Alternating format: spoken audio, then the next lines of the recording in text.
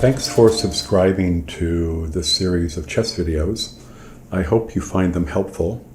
What I've tried to do in them is kind of, I know many of you who have come to these videos, your chess game is at a certain level and you want to learn what you can to bring your game up to the next level. And I've really tried to tailor these to be good for you. I've been teaching chess for a long time, and I've seen the struggles that people who are new to chess have gone through.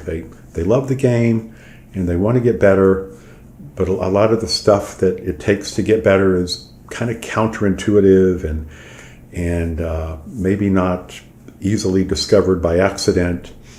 And so I hope you'll get some help from these. Maybe there's some shortcuts here that will help you. Maybe there'll be something I say in a certain way that will stick with you. Maybe there'll be something that you see that sticks with you. That's what I'm hoping for. Good luck and hang in there. Chess is like very many other skills in life. You're not going to become great overnight. You got to really work at this. But you're here and you're working at it, and that's good. Hang in there. Hi, thanks for coming. I want to help you move from being a beginner chess player to being a more advanced beginner chess player and even an intermediate chess player. A lot of times people come to me, students, adults, who've been learning chess and they've been wanting to play. Maybe they had an older brother or sister who played, or their friends at school play, or in the case of adults, they've kind of wanted to learn chess their whole life, or maybe they watched that Netflix series, The Queen's Gambit, and it reminded them, gosh, I always wanted to play chess, and so they're now trying to learn chess. That might be you. So I'm going to help you. I'm going to help you kind of get over some of the fog. I'm going to kind of demystify some of what is happening in the chess game to help you kind of get over some of the beginner obstacles and really start being able to embrace the game on a kind of a more personal, more knowledgeable level. I've queued up a game archive of one of my students who I've been working with for quite some time, and we're going to look at several games that he played.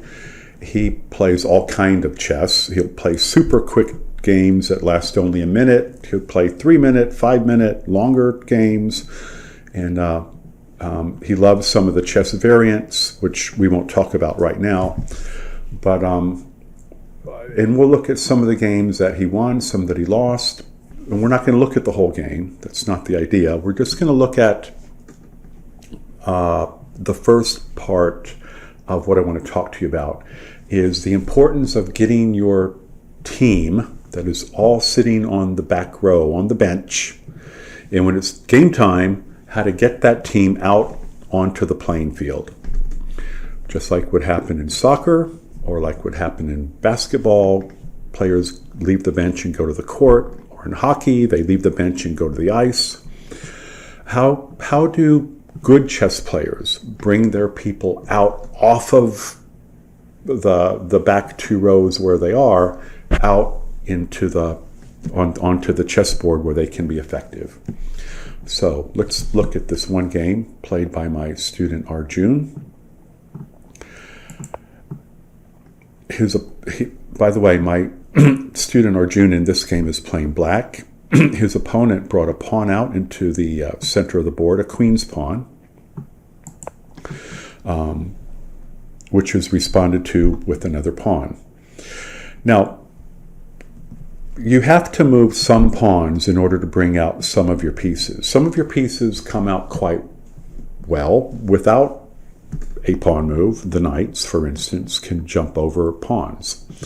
All the other pieces are going to have pawns moved out of their way so that they can move out toward the center. So you are going to have to move 1 or 2 pawns to bring everybody out. Actually, 2.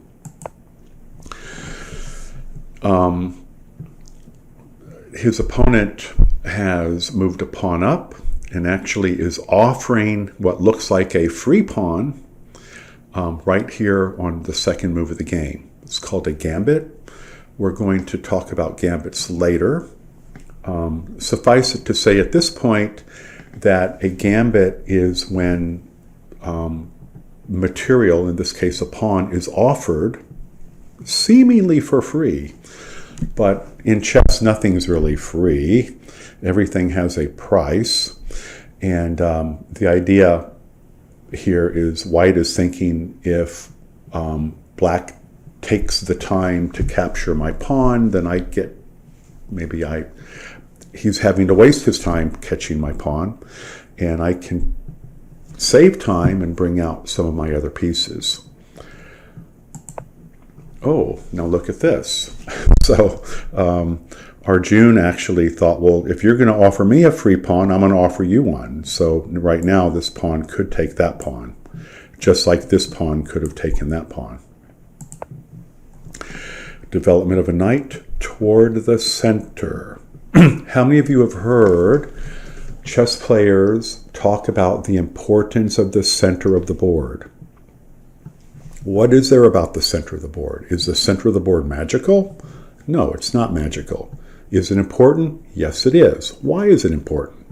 It's important in chess just like it's important in many other games, like basketball or tennis or football. The central part of the field is where most of the action happens. That's where players need to be to get to where the ball is very often. And that's where you need to be to kind of either make things happen or be able to pass through to make things happen elsewhere. So this knight is actually attacking in the center. This square here, protecting this square and attacking this square, and even could come back and protect here if it wanted to. Those are all being looked at by this knight. We have a capture. The previous gambit has finally been accepted by Arjun. And now a knight develops to attack this pawn.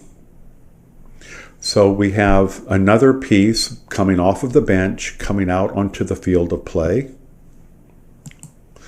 Arjun has done the same, brought out a knight. We have a capture. And now we have another piece being brought off of the bench, in this case the bishop.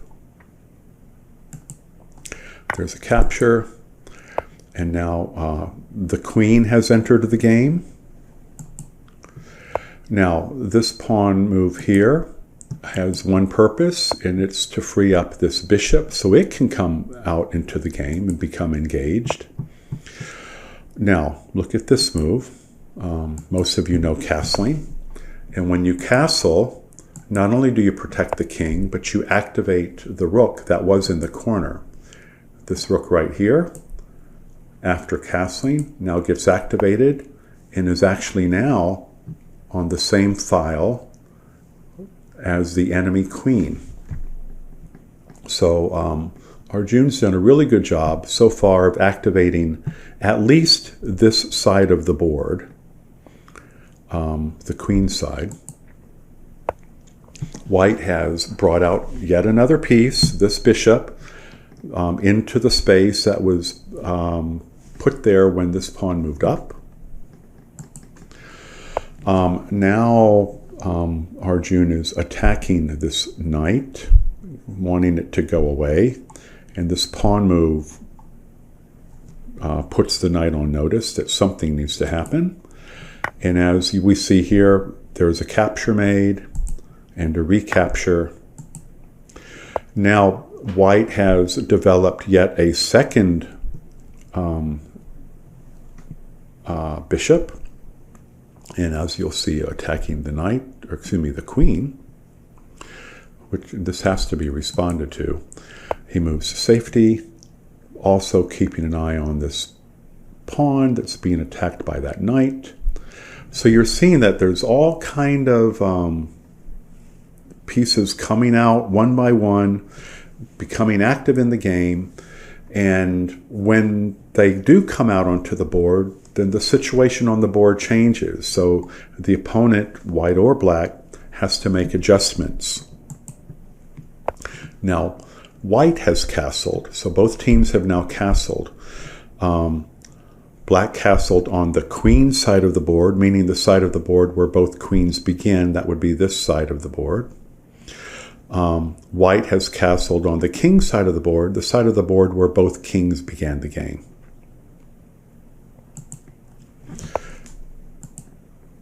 I'm waiting for my student to bring out these pieces over here, his bishop, knight, and rook. Let's see if he does.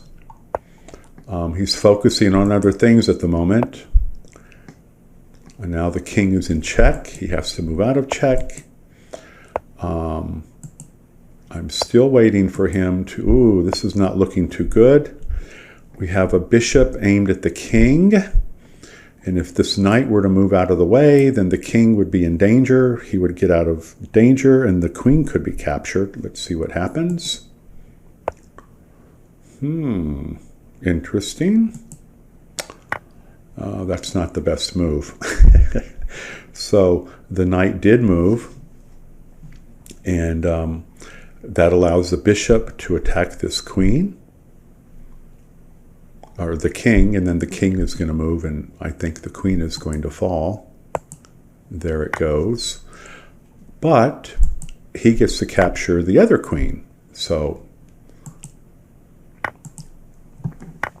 now I still am waiting for him to bring out these pieces over here. It looks like he might not do that anytime soon.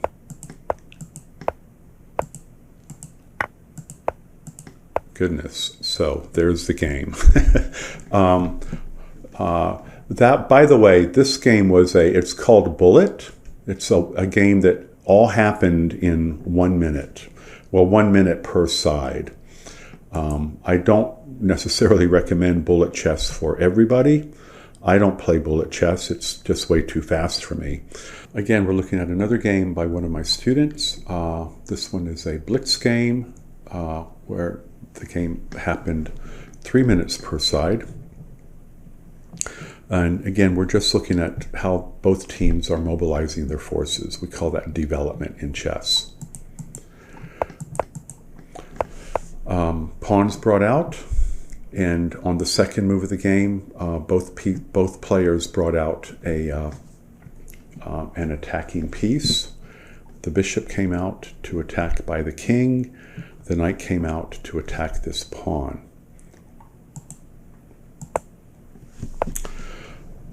The bishop is being attacked.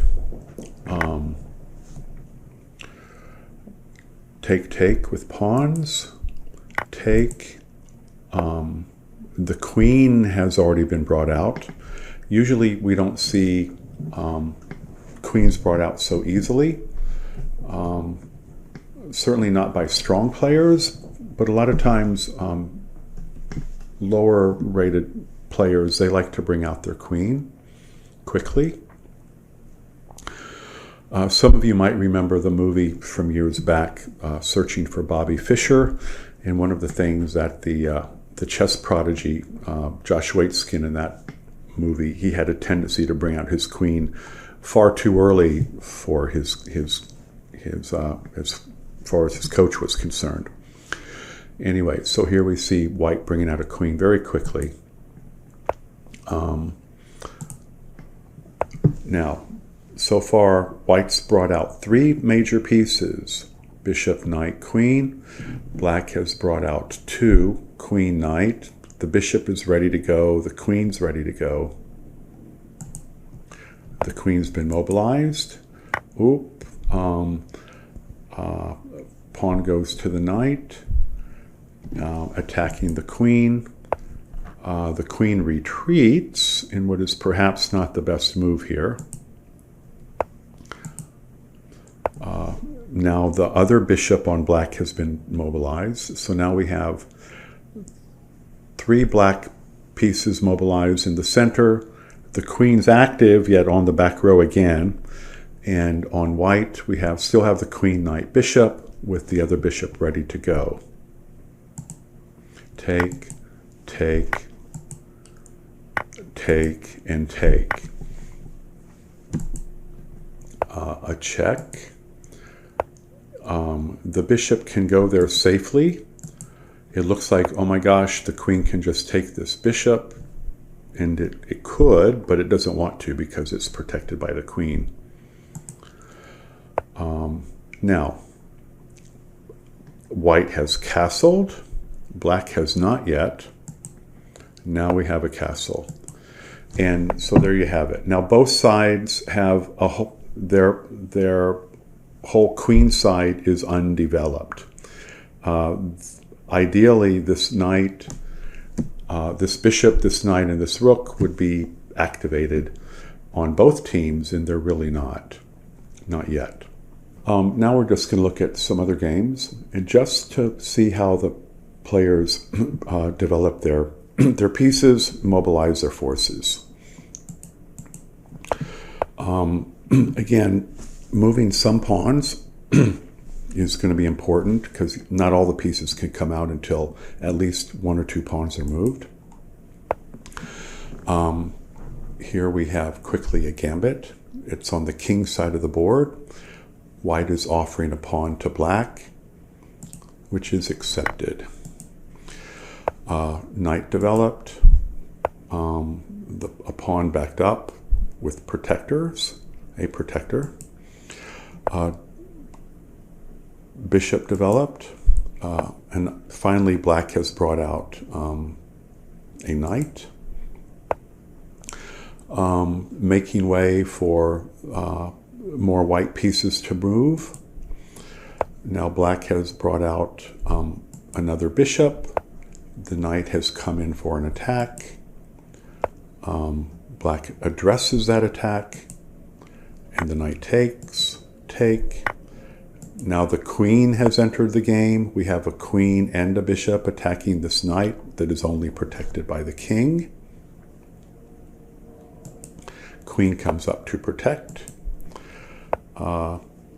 Queen's attacked. The attack is addressed. And now she's put the white king under check. Protected. And now black has developed another bishop. Castle. Another piece has been developed on black. So, as you see, both teams are bringing pieces out one by one. As soon as black castles, all the pieces on black will have been mobilized. White still has a completely undeveloped queen side of the board. Let's see if we'll go up a couple of moves and see if any of that is addressed.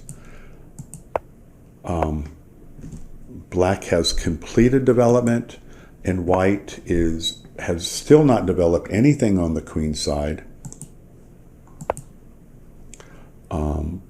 And it doesn't seem that will happen.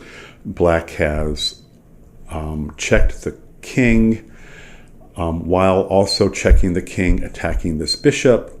When white gets out of check, the bishop is going to fall, so white here resigned.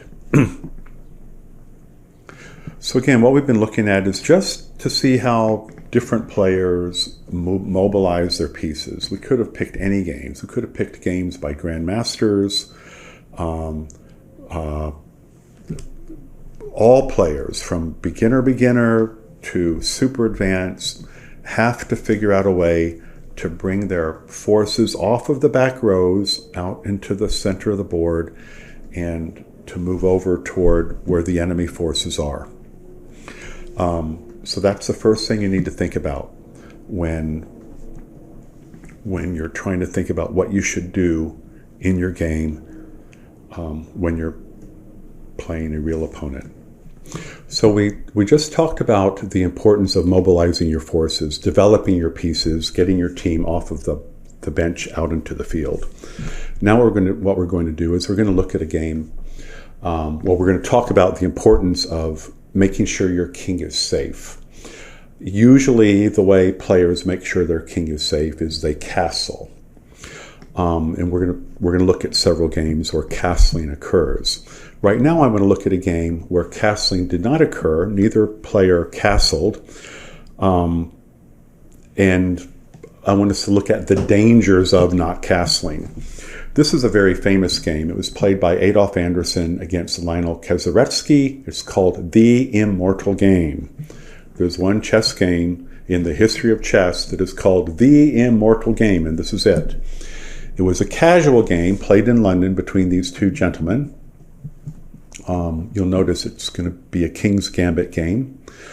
And you're also going to notice that neither side castled. And one side is going to get caught in a very dangerous situation because castling didn't happen. And he had no chance to castle once the danger started happening on the board. Here we go. Anderssen is playing white, Kazaretsky black. Two king pawns come out into the middle of the board, kind of isolating, freezing up at least part of the area in the center. Now here's the gambit. White offers a free pawn, to black in the opening. And this is what a gambit is. Now, a gambit could be a pawn, it could be a piece. Sometimes it's a knight that is offered, or sometimes it's a bishop. And not as much in modern chess, but certainly in older chess. This game was played in the 1800s. Gambits were very, very popular, especially the King's Gambit. And it was polite. When a gambit was offered, you would accept. It's almost like one team kind of sets up the board and then the other team enters in with the table already set. That's kind of what is happening. Take, and then quickly a bishop is brought out into the middle of the board, attacking this square right here, this pawn by the king. Keep that in mind. Now a queen comes out already before any other piece is developed on the black side of the board. The queen comes out to attack the king.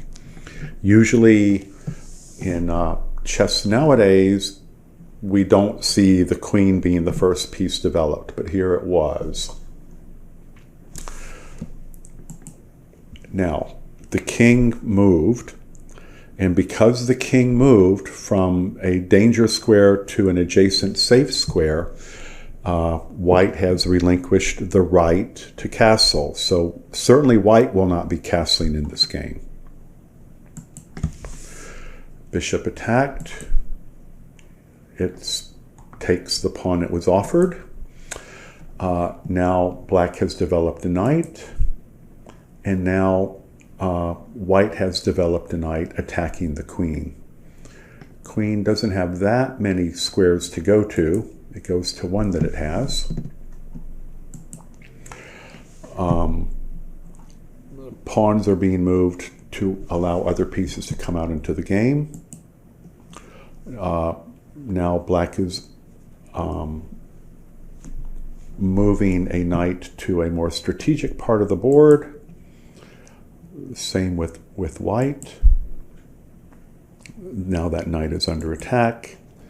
It moves to a safe square. Bishop attacked. This knight is now double protected by pawns, and then this black knight is being attacked by a pawn. It moves to safety. More protection offered to this pawn by the rook. Bishop is dropped. Now the queen is really being ganged up on by pieces on the king's side of the board. Pawn, pawn, knight. Backed by a rook and a queen. She's running out of places to run to.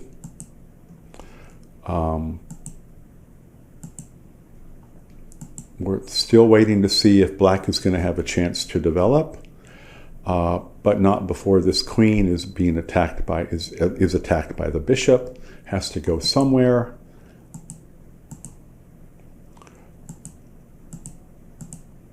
And it looks like this game is going to not, well, there you have it. Black has had to move his king because it was attacked by this knight. And so neither side is going to castle in this game. We'll just quickly go through this game and see what, oh, there we have it. There's the end. The queen, well, first the knight attacks the king, the white knight. It has to move, so now castling, of course, cannot occur. The white queen moves up, says check. The knight takes the queen, and then the last move of the game is the white bishop moves up, protected by this knight here, and the king is in check. And let's see if he has anywhere to go. Can he go here? No, because this white knight is attacking that square. Can he go here? No, because this white knight is attacking that square. Can he take this bishop? No, because it's protected by this knight. This is a checkmate. And it happened like this because black did not castle. White didn't castle either, but white was very much on the attack, keeping black very much off balanced. Now we're going to look at a game played between two very strong players, where both players actually castled. The player who is playing white is Garry Kasparov, who was the world chess champion for many years. And followed by Viswanathan Anand, who became champion after him. Neither of them are now the world chess champion, but they both have been very strong players for a very long time. So let's look at this game that they played in the Croatia Rapid and Blitz tournament, played in Zagreb, this past July 11th. So here we go. Kasparov white, Anand is black. And we're mainly going to play through this game until we see that both sides have castled. Now, a very different kind of game. We've looked at some games where I bring out a pawn and you bring out a pawn to match it. Here we have a pawn brought out, but responded by the development of a knight, an attacking piece from the other side. Another pawn in the center. Now notice the squares that are attacked by these pawns. This square, this square, this square, this square are all being attacked by these two pawns. This pawn move allows the bishop to become mobile. Knight develops toward the center. Bishop mobilizes and attacks the knight, which is now pinned against the king. Other knight brought out on the white team. Now we have some pawn confrontation in the center. Pawn takes, pawn retakes. Development of a first bishop on the white team, followed by the queen being mobilized.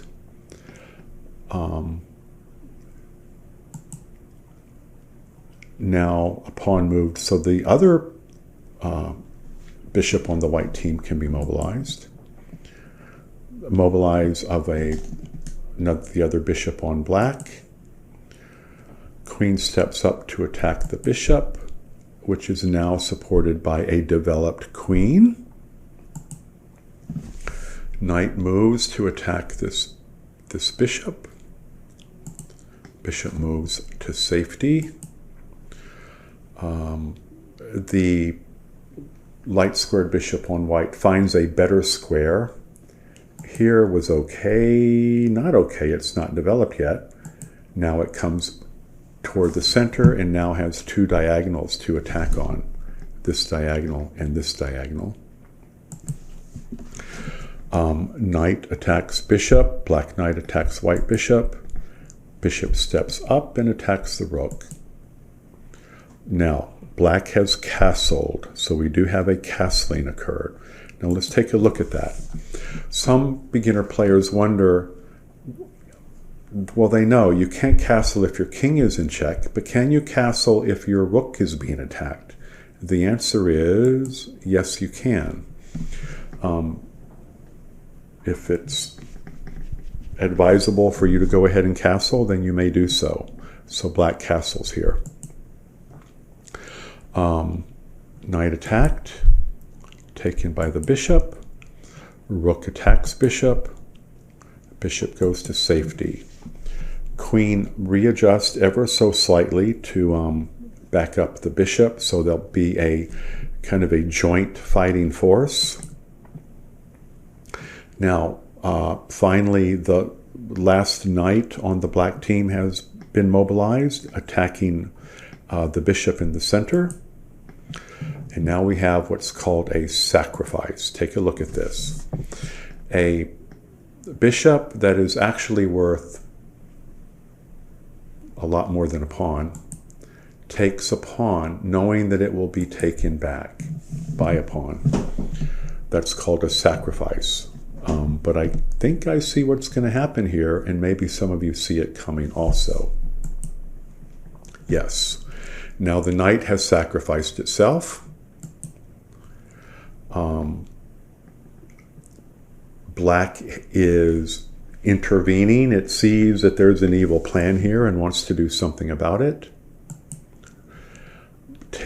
Knight takes rook. King takes knight. Now you'll notice white has still not castled. Knight falls. Queen readjusts to attack a pawn in the center. That pawn is backed up by another pawn. Queen readjusts. Finally, white has castled.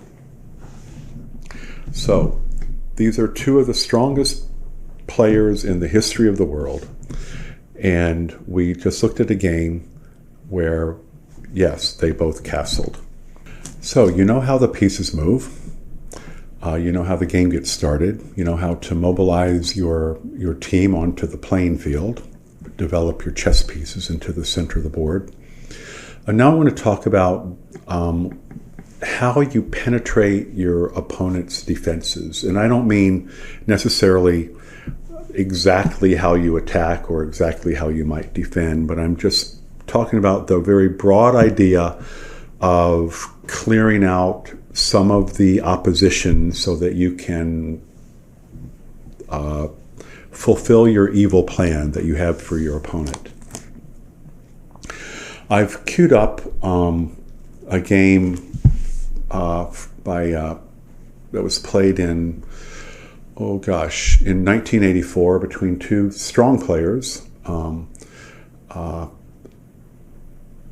Jay Bonin against Nick DeFermian. Nick DeFermian was a grandmaster. At this time, Jay Bonin was not yet an international master. But yes, indeed, a strong player. Jay actually put up a good fight in this game, but let's take a look at it. And we're just going to be focused on in this, as we look at this, at how the different players went about clearing out some of the opposition so that they could start trying to carry out whatever evil plan they had for their opponent. Here we go. Bonin is playing white. DeFermian is playing black. By the way, just a little bit about these players. Jay Bonin is a member of the Marshall Chess Club. The Marshall Chess Club is a chess club on 10th Street in the West Village of New York City, and it is actually in the house that was owned by Frank Marshall, one of the first 5 chess grandmasters. Nick DeFermian is also a member of that club. Doesn't play there so much anymore, but Nick DeFermian has he's often been a chess consultant for some very important chess projects, books and computer programs and such like. Of course, this was in the mid '80s, before we had internet chess and whatnot, computer chess. But since that time, he's been certainly he went through a period of time when he was an important consultant for early chess programs. Now we're going to look at the importance of clearing out some of your opponent's forces that are being thrown up against you, that are trying to prevent you from hatching your evil plan to try and win the chess game and not your opponent. I've queued up a game played between 2 very strong players. This game was played in 1984 in New York City at the International Open, and it was played between Jay Bonin, who is a longtime member of the Marshall Chess Club in the West Village of New York City. Jay Bonin is now an international master.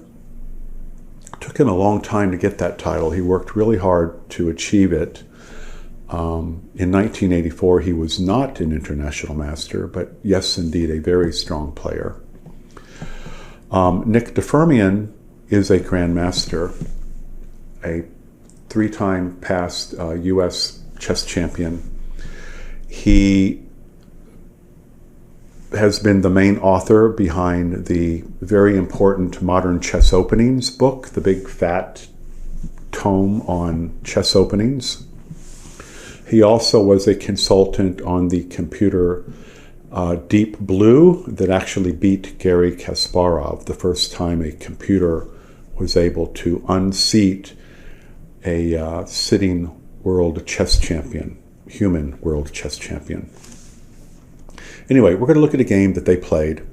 And again, we're not going to be focused so much on the outcome of the game as much as looking at what they did in the game to try and get some of the opposition cleared out of the way enough to where they could try and execute whatever plan they had.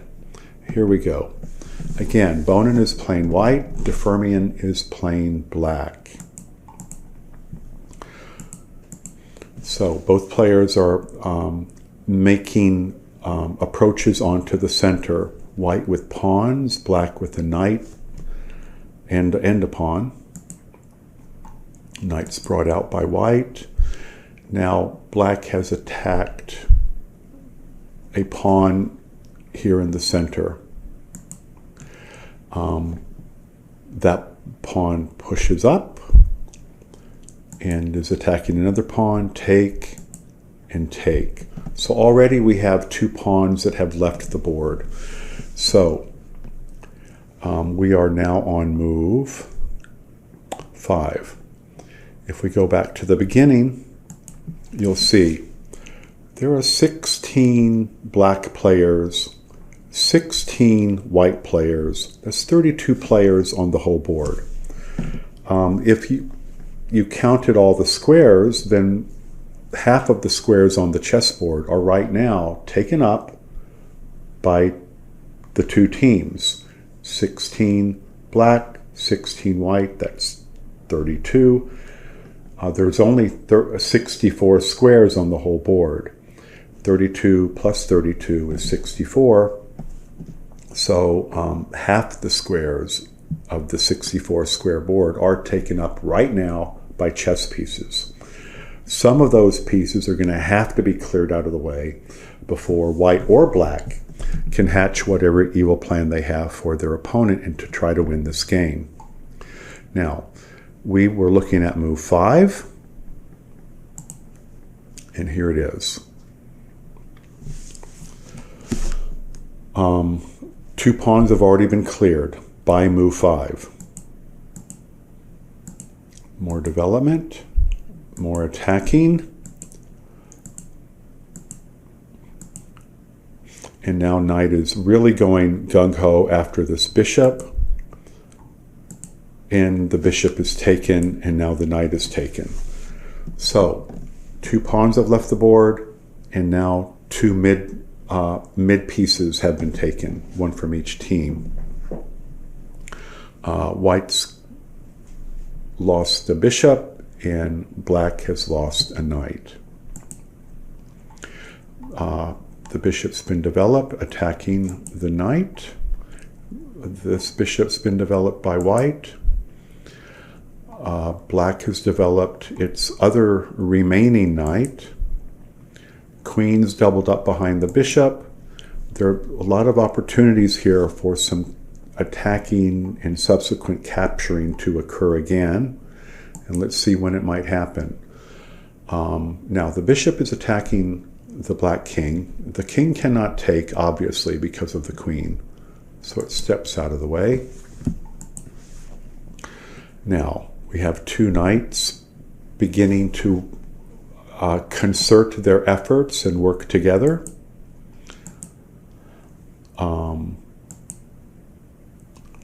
Now, the black knight has positioned itself and is attacking bishop and knight from the white team.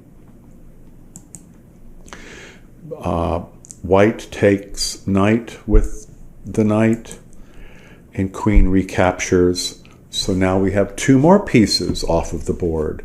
And you'll look at the board right now, and you can tell, you can readily tell that there are less pieces on this board. And because of that, the board is becoming more comprehensible, comprehensible. Let's continue.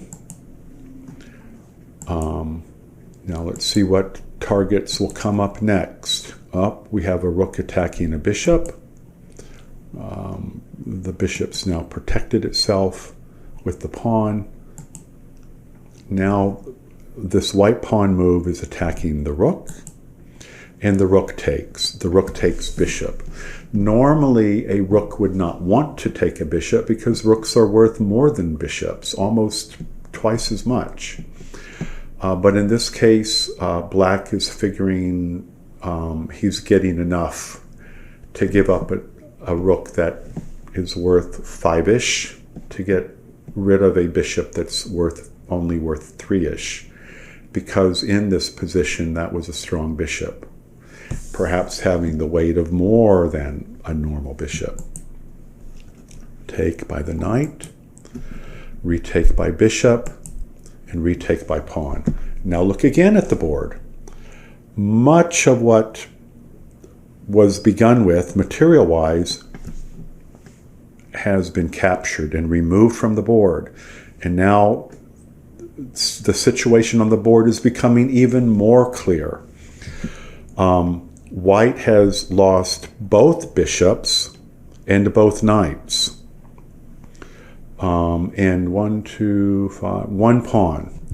Black has lost 1 pawn, but has also lost a bishop, both rooks, a bishop, both knights, and 1 of the rooks. And you can just tell that the situation on the board now is very much easier to comprehend than when there were 32 pieces taking up half of the squares on the board. Now let's see what another capture might happen.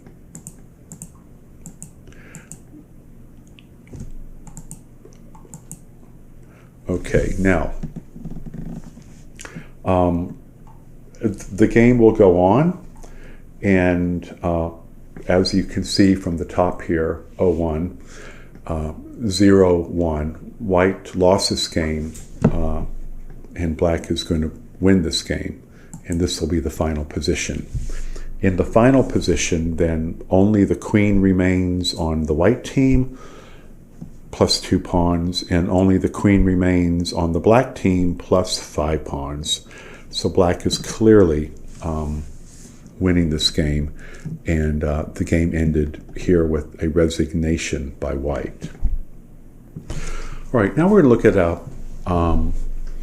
a game that's played between 2 club players, and we're just going to look at kind of the logical progression of the game, how the game progressed, how both players brought their teams out, how both players little by little tried to set up for things to happen eventually, and then how little by little there was a whittling away each side on the other, and then later, when possible, somebody got in a jab, somebody responded with their own jab, and we're just going to see how that happens. This chess game, think about it as being a kind of bout between 2 boxers. Not coming in with the haymaker end of the fight punch at the beginning, but beginning the kind of setting things up and then looking for opportunities that can be exploited later on down the line. So here we go.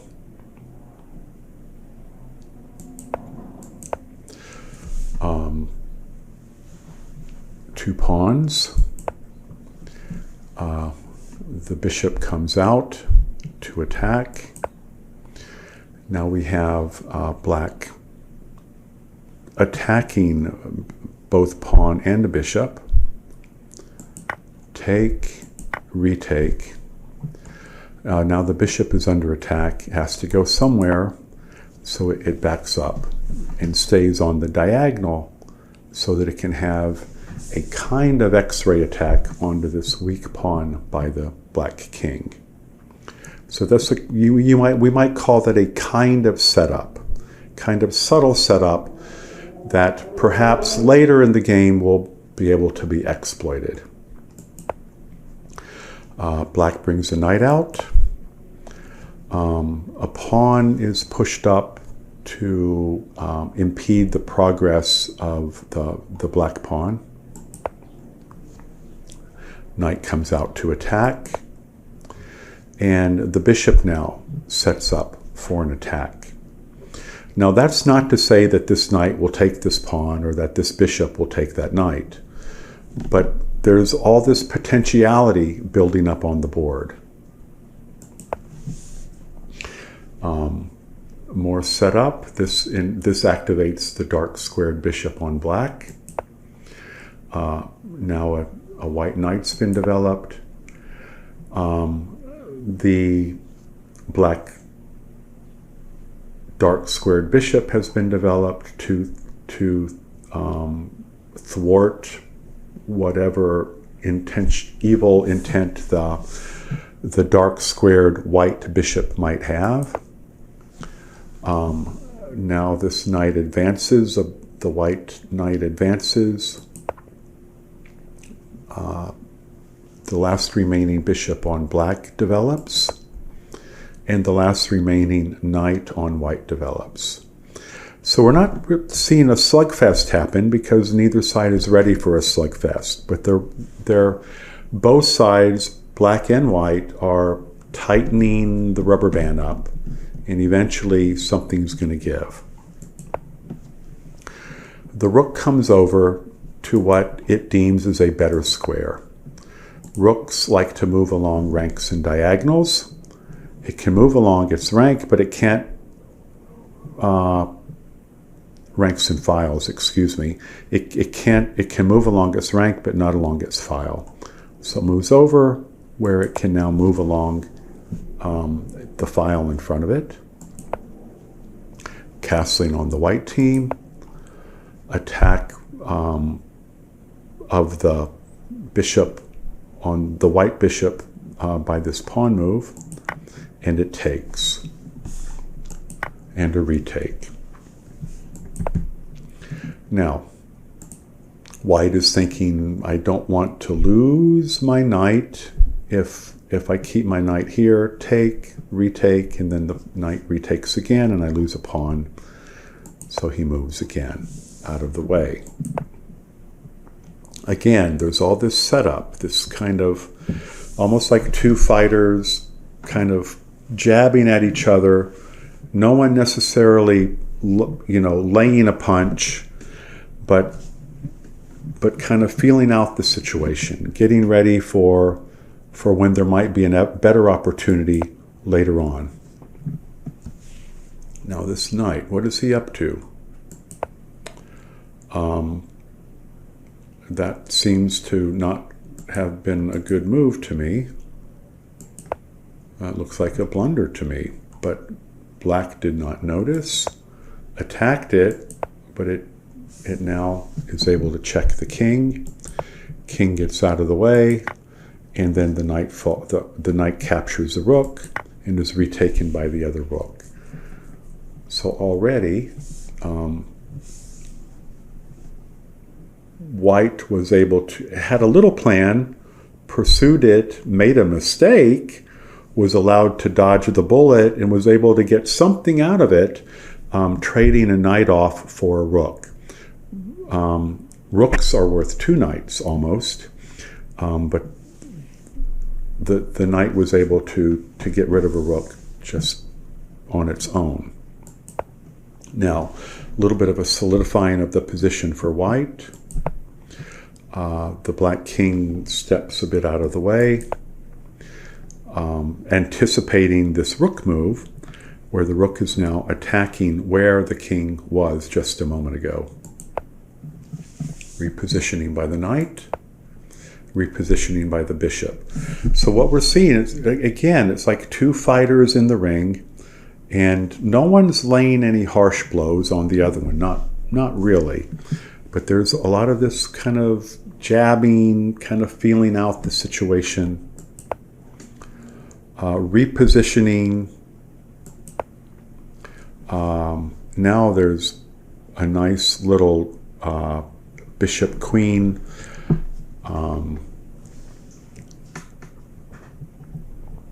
battery being set up. The knight goes where it just did to impede the queen from moving into this square. This move causes the knight to, really it should move. It does move, and the queen is able to penetrate into black's position. This is a good thing. White had an idea, gosh, I really would like to penetrate deep into black's position, and he was able to do it right here. Knight repositions, the other knight repositions, capture, and then recapture with the rook. So both sides again are feeling out. If they can get something out of the way, they do it. No one is trying to lay a haymaker at the moment, but there's a kind of a whittling away each side on each other's position. Capture, capture, and then when this pawn moved, it allowed the rook-queen battery to take this bishop. Now the rooks have been unified, and white just lost a queen. That surely was a blunder. And it was a blunder, and white resigned. Now, again, we weren't looking at this game to focus on how, at the end, white made a blunder. We were looking at this game just to see how this game is very much like two fighters in the ring. Jab here, jab there, protect here, go there. That's how this game progressed. It was almost like a one-round fight. And there you have it. Now I'm going to tell you about a true occurrence. Many years ago, when I first moved to New York City, I found where the chess players like to play chess. And one of those places is in Bryant Park, which is a park right behind the main branch of the New York Public Library. in Midtown on 42nd Street. And in good weather, spring, summer, there are tables and chess players play there. Back in the day, there was a vendor who had set up the chess tables, and when you played, you paid so much per hour, for use of the chess pieces and the tables. I was new to the city, and I was also a kind of an advanced intermediate chess player. One beautiful summer day, I went and I played a fellow who used to hang out in the park, a big guy. His name was Marky D, and he was a pretty strong player, certainly for the park he was. And I achieved this winning position against him. I was white. I had a king and a rook, and he was black. He only had the king. Now, Marky D was a pretty good player, and during lunchtime in the summer, a lot of the people who worked in that area during their lunch break would, buy a sandwich, buy a drink, and sit down in the park. A lot of the chess players would do all that and would hover over the chessboards. And when I looked up, when I achieved this position against this pretty strong player, there were a lot of people watching me winning against this strong player. Now, this is a winning position. For those who know how to do it, white has certainly enough material to win this game. Now, all you need here is just proper technique, and you're going to win if you have a king and a rook against a lone king. Here's what happened in the game. I moved here, he moved there, I moved here, he moved there, I moved here, he moved there, and that just kept happening. Here, and then there, and then here, and then there, and I didn't know how to checkmate Marky D. All of the players who had been impressed just a few minutes ago by the fact that I was winning this game showed their disgust in that I now did not know how to actually win the game that I was winning. Just because you're winning a game doesn't mean you're guaranteed to actually win the game. You have to do the right things to make it happen. And I didn't know what to do against Marky D. And this just kept going on. And it was embarrassing. So what I want to do is I want to talk about the importance of learning end games. It's not enough for you to do the right things earlier in the game if you don't know what to do at the end of the game to actually make the win that is just out of your grasp to actually be where you can grab hold of it and wrestle it to a win. So what do? All right, I'm not going to look at all end games. I'm going to look at this one. After that game with Marky D, I went and studied to see what in the world would I have needed to do to win this game. And I studied and I found out. So let's put these pieces like they would be in a game, a real game. And let's imagine that this is the position before it looked like what we saw when I could have beat my opponent if I had just known what to do. All right, so we have a king and a rook against a lone king. Now normally, and this should be an easy win for white, but again, you have to know what to do. I've seen many a kid in many a tournament have the white advantage here and not know what to do with it. I want to teach you what to do with this material and how to make this position be a win for you. First, what we need to do is think about this rook as being in a box, making a big box. Here's one corner of the box. Here's another corner of the box.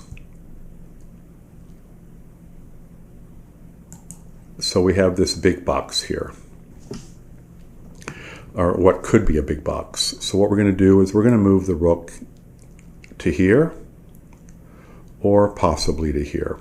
Let's make it go here first, right here.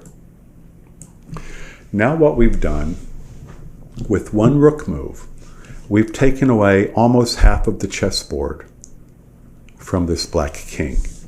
That means he cannot go past this line. All of these squares are now off limits to the black king. And that's what you want.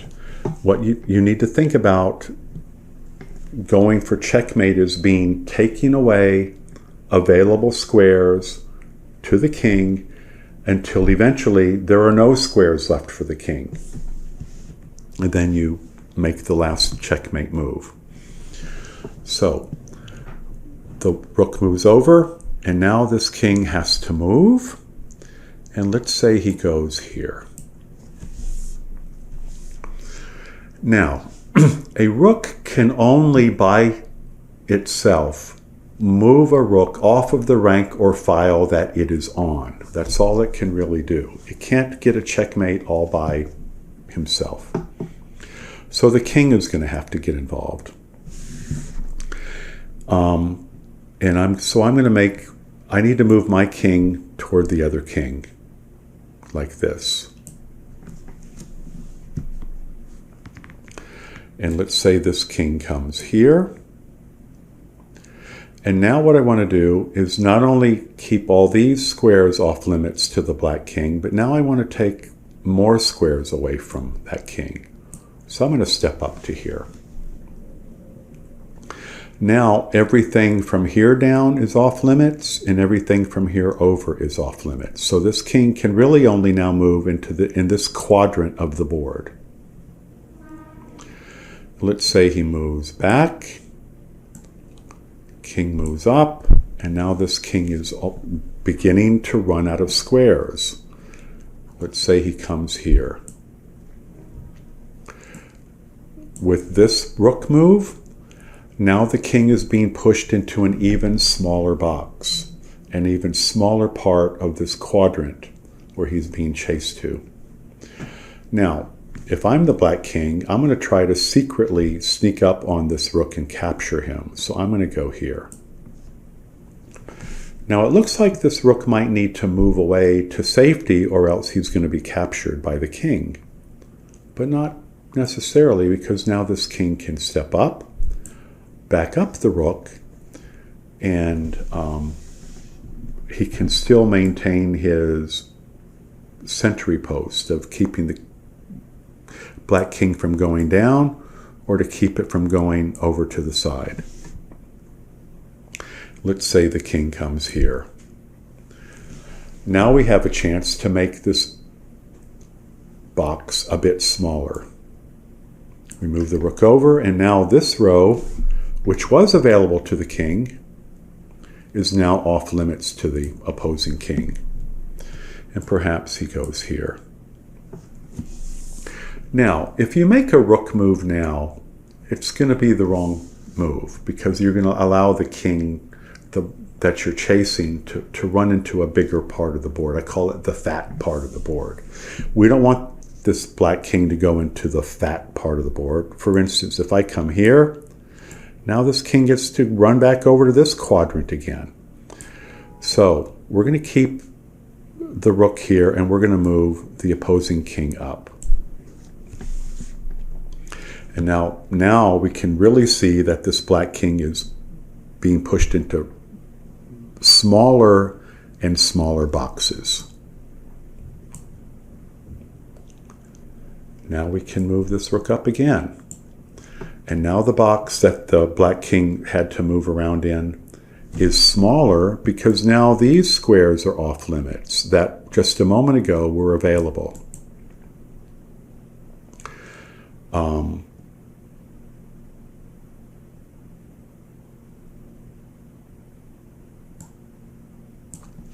Just a little move here, and now these squares are off limits.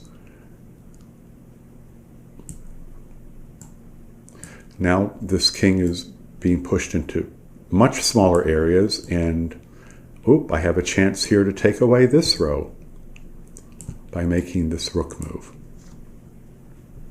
Now look, the black king only has 4 squares it can move onto.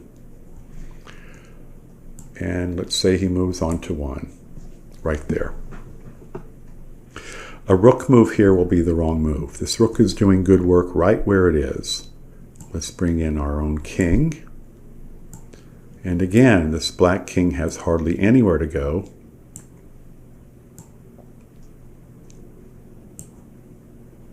And now watch. I bring my king in. Now look. This black king only has 1 square to go to, right here. It makes the move, and then the last move, checkmate.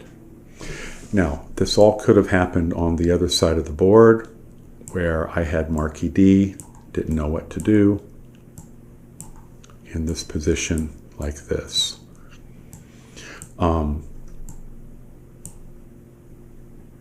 Keep the rook here, move the king over. Now this king has only 1 place to go, here. Bring this rook here, and now look, this king only has 2 squares. Here, here, and here. That's how I could have beat Marquis D, saved face in front of all those people watching me play chess and getting a winning position against him. Back then I didn't know what to do, now I do, and hopefully now you do too. Practice this. Practice it on your own, like I did here, or practice it against friends, and get to where you have it down by heart, and you can knock it out, boom, boom, boom, and get these checkmates.